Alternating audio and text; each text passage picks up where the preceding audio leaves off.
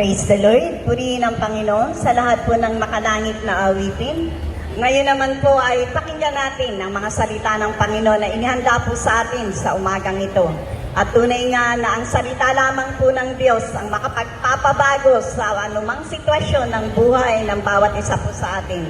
Kaya sa umagang ito, kami po ay nagpapasalamat sa buhay po ng aming kapatid na gagamitin po bilang tagapagsalita sa umagang ito. Wala pong iba kundi ang faithful servant ng ating Panginoon, Sister Melanie Liz. Praise the Lord! Hallelujah! Bago po tayo magsimula sa salita ng Diyos, tayo po muna ay manalangin. Yes, Heavenly Father, move in this place, O Lord. Saan man po at sino man po ang nakakarinig, O Diyos, ng iyong banal na salita. Hayaan mo, O Diyos, ng iyong Espiritu Santo ang kikilos. Siya po ang mangusap sa bawat isa. And meet the needs of thy people spiritually, O Lord. In the mighty name of Jesus. Amen. Amen. Mapagpala at magandang umaga po sa bawat isa sa ating mga kapatid. Good morning and a blessed Sunday to everyone.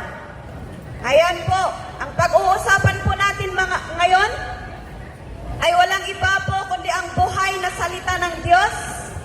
Ang Diyos na lumikha ng langit at lupa, mga kapatid. Ang Diyos na lumikha sa iyo. Ang Diyos na nagbigay sa iyo ng hininga. Ang Diyos na nagbigay sa iyo ng lahat ng iyong pangangailangan upang gamiting mabuhay, magpuri at magpasalamat sa Kanya. Wala pong ibang sinasabi natin dito kundi ang pangalan ni Jesucristo na siyang namatay, na ipako sa cross upang ma-redeem, upang maligtas po ang buong mundo. At kasama po ako doon, kasama ka doon, kapatid. Kaya kung naririnig mo po ang salita ng Diyos sa oras na ito, nandyan po ang presensya ng Panginoon. The presence of God, the presence of the Lord is there with you. Kaya nangungusap siya sa iyo ngayon. Alam ng Diyos, kailangan mo siya.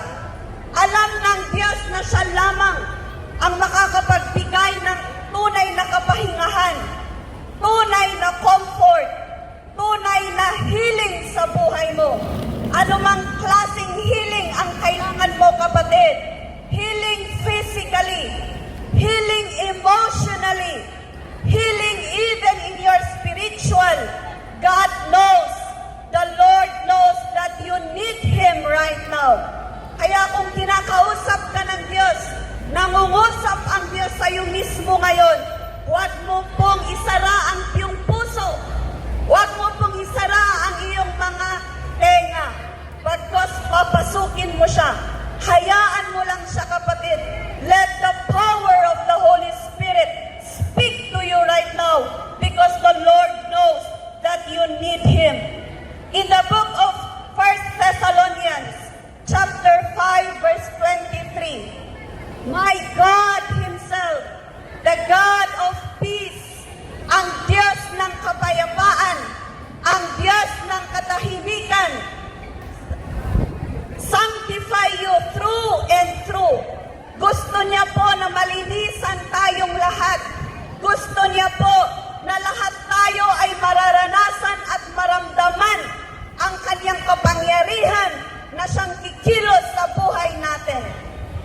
Sabi pa niya, may your whole spirit, ang kabuuan ng iyong katawan, ang spirito, ang kaluluwa, ang katawang lupa, be kept blameless at the coming of our Lord Jesus Christ. Ano po ang ibig sabihin nito? God, the Lord wants to save you. The Lord wants to save you from the sin, from the power of the darkness.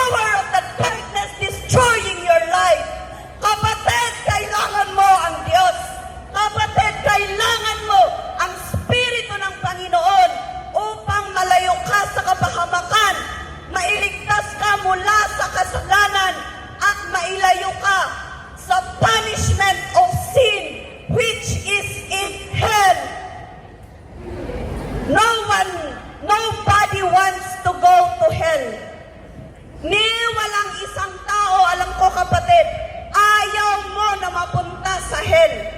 Dahil ang kalooban ng Diyos, the will of the Lord is for everyone, for the whole world to be saved. And we will only receive that power, that salvation, if we allow the power of the Lord Jesus Christ to move in the life of each one. Kapatid, alam ng Diyos, kailangan mo siya ngayon. Ang mga pasanin mo sa buhay, ang kabigatan mo sa buhay, Diyos lamang ang tanging daan. Siya lamang ang iyong kailangan upang makamtan mo ang comfort, ang peace of mind.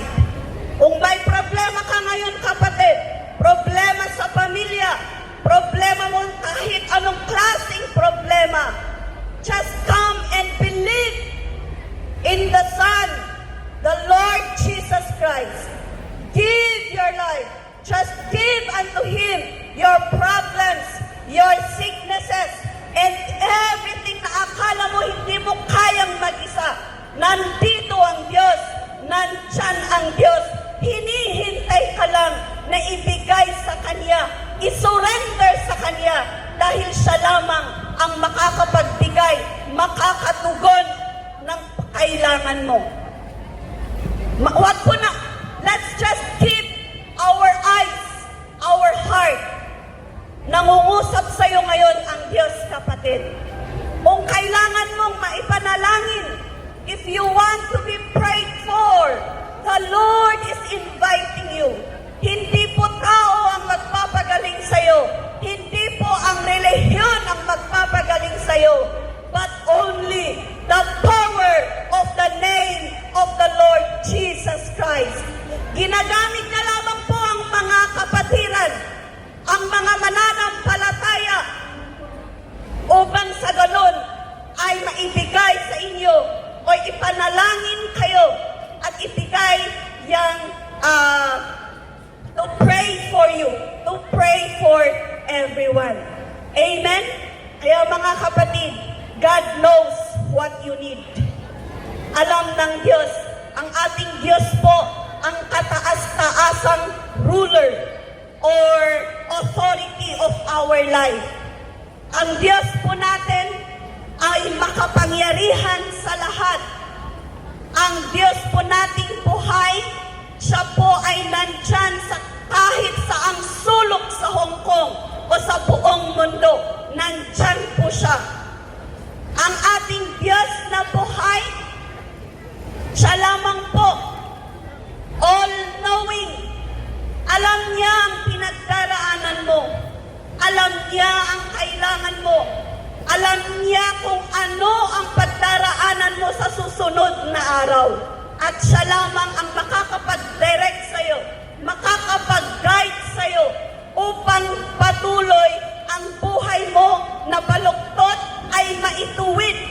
You will become righteous as it is His promise to sanctify us, to sanctify each one of us, that we will be alive in His righteous path, so that everyone will be going to heaven. Amen.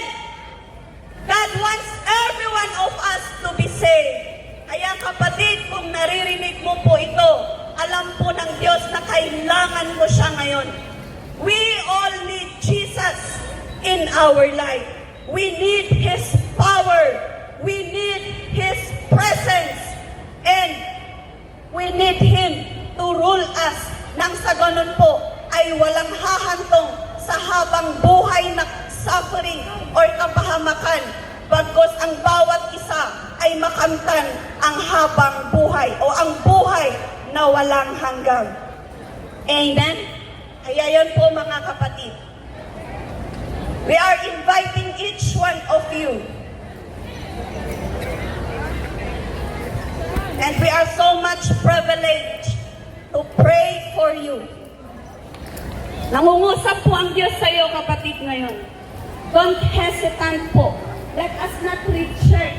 Kung sinasabi, alam ko pong nararamdaman ninyo yan.